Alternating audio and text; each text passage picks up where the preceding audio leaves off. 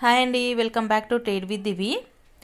Nifty మొన్న మనం consolidation A levels ఉన్నాయని చెప్పాము, ఎగ్జాక్ట్గా అదే లెవెల్లో మూవ్ అయిందండి.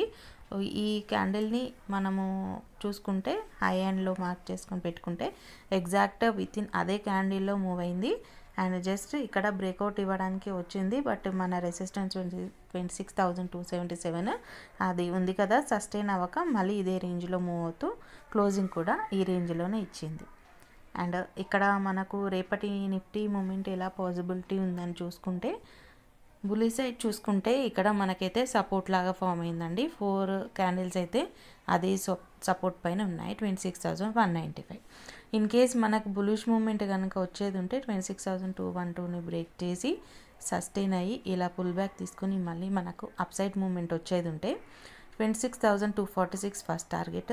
అండ్ నెక్స్ట్ ఇది కూడా సస్టైన్ అయ్యి మళ్ళీ బులిష్ మూమెంట్ కంటిన్యూ అయ్యేది ఉంటే నెక్స్ట్ టార్గెట్ 26,277 అండ్ 26,310. ఇది కూడా బ్రేక్అవుట్ చేసేది ఉంటే మనకి ఫైనల్ లెవెల్ వచ్చేసి 26,430 దగ్గర స్ట్రాంగ్ రెసిస్టెన్స్ ఉందండి. అది మనకి రేపు వస్తుందని చెప్పలేము, బట్ ఎప్పుడు వచ్చినా కానీ ఈ లెవెల్లో కాస్త జాగ్రత్తగా ఉంటే బెటర్.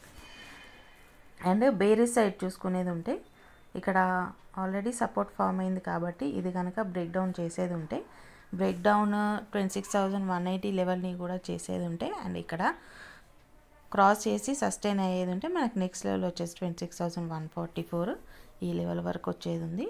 అండ్ ఇది కూడా బ్రేక్ డౌన్ అయ్యేది ఉంటే మనకు next target 26,100.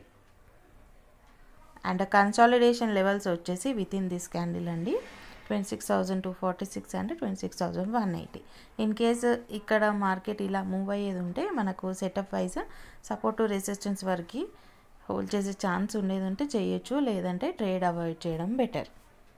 Hope you like my video. Please like, share and subscribe. Thank you.